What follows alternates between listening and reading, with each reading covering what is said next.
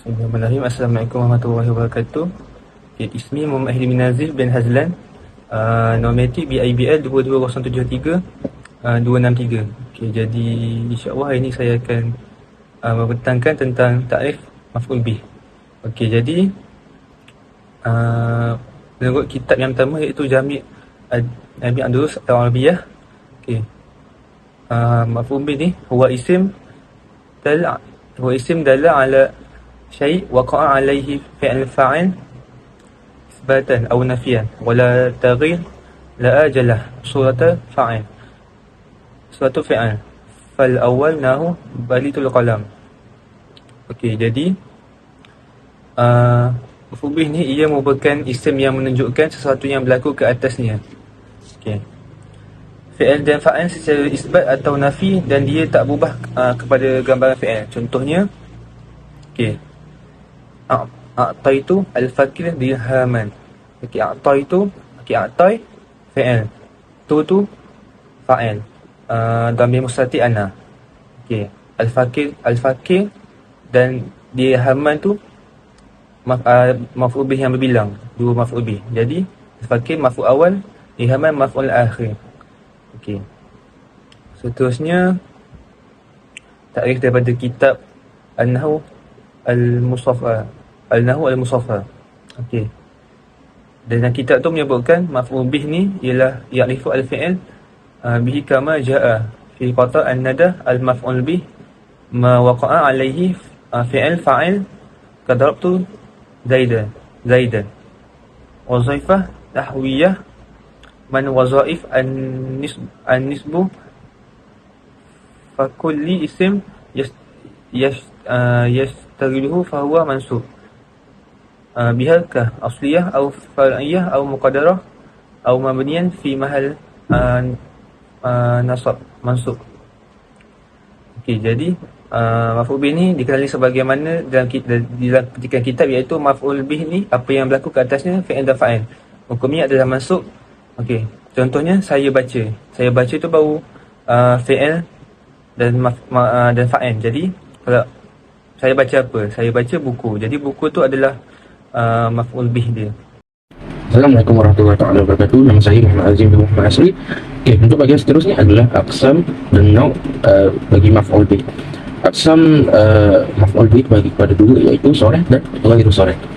Manakala soreh juga terbahagi kepada dua, iaitu soreh zahir dengan dhamir.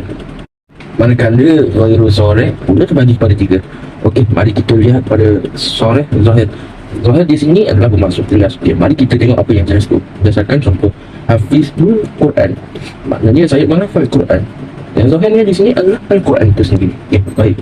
Yang kedua adalah dhamir. Okay, dhamir pula terbahagi kepada dua, iaitu dhamir muttasil dengan munfasil. Okey, baik. Mari kita lihat pada dhamir yang pertama, iaitu dhamir muttasil, iaitu dhamir yang bersambung. Kita lihat contoh-contohnya adalah Hafizakallah, iaitu Allah melindungi kamu. Okey, Hafizakallah. Ka itu adalah di sini dah dhamir itu sendiri. Dan maf'ul bihnya juga adalah kaf. Okey, mari kita lihat contoh yang kedua, iaitu dhamir munfasil. Dhamir munfasil adalah dhamir yang bercerai. Kita lihat pada contoh iyyaka na'budu. Ka di situ adalah dhamir iyyaka, dhamir dan maf'ul bih dia bercerai pada.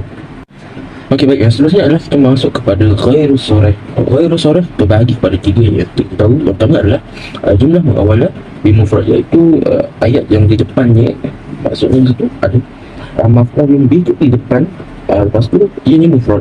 Kita ambil contoh di sini adalah zanantik tastahidu, iaitu zanantik, kaf di situ adalah maf'ul bih.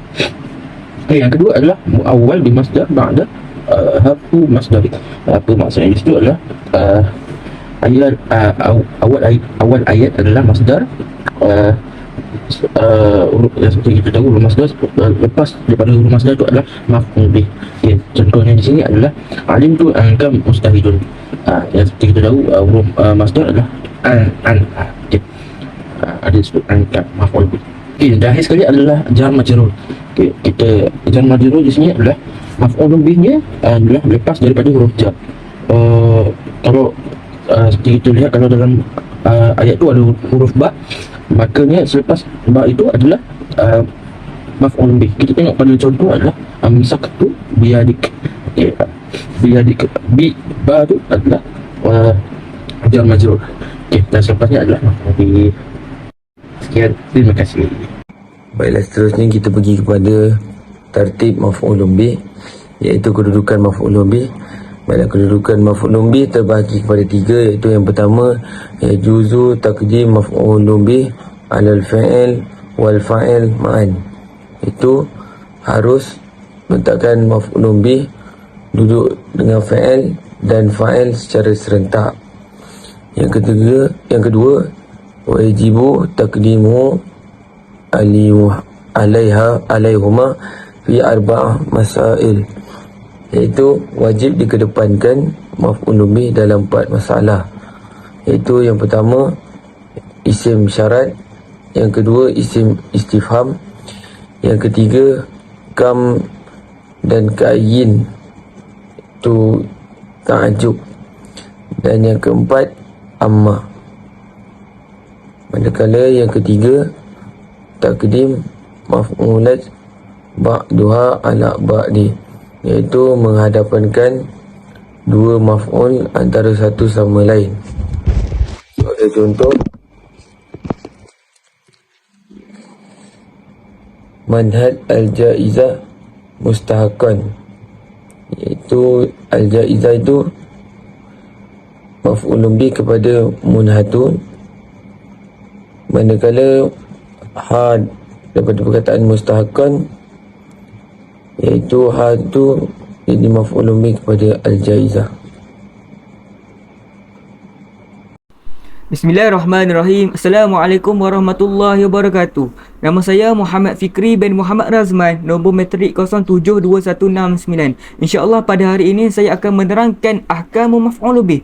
Ahkamu maf'ul bih ni adalah hukum maf'ul bih ni dia mempunyai 4 hukum, iaitu yang pertama adalah wujubun nasbun maf'ul bih, yang kedua adalah jawazun hazfun maf'ul bih, yang ketiga adalah jawazu hazfun fi'lun maf'ul bih, dan yang keempat adalah tuqaddimu maf'ulun bih ala fa'il. Kita pergi yang pertama, itu hukum dia yang paling utama, iaitu maf'ulun bih ini dia wajib mansub. Contohnya madha Muhammadun al-muslima. Al-muslima itu adalah maf'ulun bih. Kalau kita i'rabkan dia mansub bil fathah. Sebab apa bil fathah? Sebab Muhammadun itu adalah mufrad, seorang. Yang kedua adalah jawazu hazfun maf'ul bih. Kadang-kadang kita boleh buang maf'ul bih dia. Contoh dia, hal ra'aita khalilan, adakah kamu melihat akan kekasih? Kita hanya mengatakan ra'aitu, saya melihat. Kita tak mengatakan ra'aitu khalilan. Kita telah membuang, kita telah khazafkan khalilan itu. Dan yang ketiga adalah jawazu hazfun fi'lun maf'ul bih. Kadang-kadang kita boleh buang fi'il, perbuatan. Contoh dia, man ukrimu, siapa yang memuliakan. Kita hanya mengatakan ulama, tidak mengatakan memuliakan ulama. Maknanya perbuatan fi'il kita telah hazafkan dia, kita telah buang dia. Maknanya kita mengatakan hanya ulama, tidak mengatakan memuliakan ulama. Contoh lain seperti di dalam ayat Al-Quran, a'udzubillahi minasyaitonirrajim, madza anzala rabbukum qalu khairan. Maksud dia, apakah yang diturunkan oleh Tuhanmu?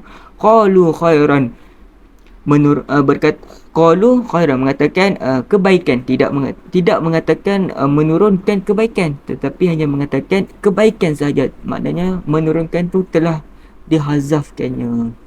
Dan yang terakhir adalah tuqaddimu maf'ul bi 'alal fa'il. Seperti mana yang kita tahu maf'ul bi ni dia di akhir satu ayat. Contoh dia fi'il, fa'il, maf'ul bih. Maf'ul bih tu di akhir, tetapi kadang-kadang kedudukan dia boleh berada di hadapan sekali ayat.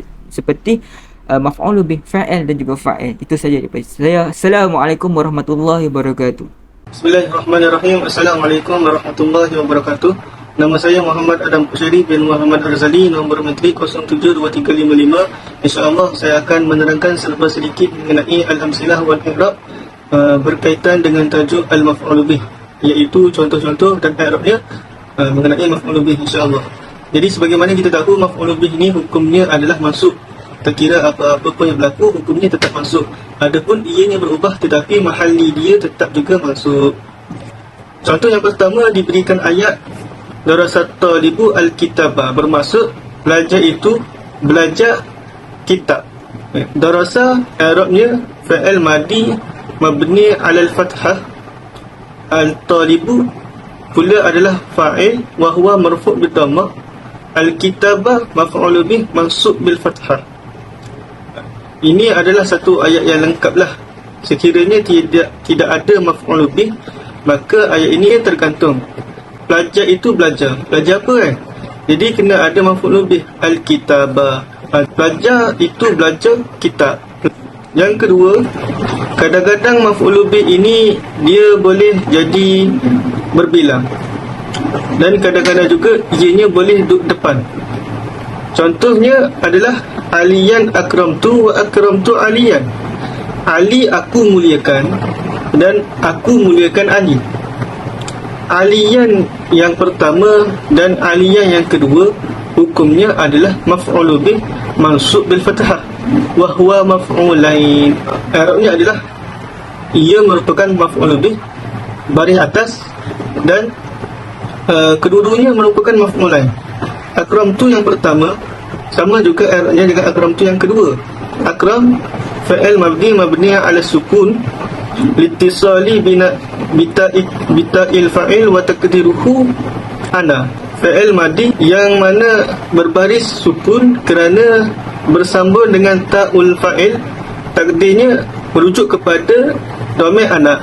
Yang pertama, contoh yang pertama tadi adalah contoh yang common biasa kita dengar, dan yang kedua tadi adalah contoh yang mana maf'ul bih ini ia terjadinya secara berbilang-bilang. Ada pula maf'ul bih ni kadang-kadang dia boleh duduk depan, kadang-kadang dia boleh duduk belakang, bergantung kepada situasi dan mengikut hal-hal yang tertentu. Bismillahirrahmanirrahim. Assalamualaikum warahmatullahi wabarakatuh. Nama saya Muhammad Amirul Muaz bin Anwar, nombor metrik 072220. Baiklah, hari ini saya akan terang pula berkaitan dengan kesimpulan. Kesimpulannya, besarlah harapan kami sebagai ahli kumpulan agar berdasarkan tajuk ini dapat dijadikan asas dan panduan dalam usaha untuk mengatasi masalah dalam pembelajaran dalam bahasa Arab, terutamanya pada tajuk maf'ulun bih. Dan penguasaan ini dan pemahaman sesuatu yang diajar dengan baik akan meningkatkan minat dan kecenderungan seseorang untuk terus belajar dan menambahkan pengetahuan.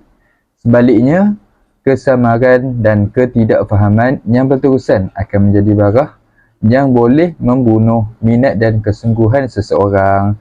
Sekadar itu sahaja daripada kumpulan kami. Sekian. Assalamualaikum warahmatullahi wabarakatuh.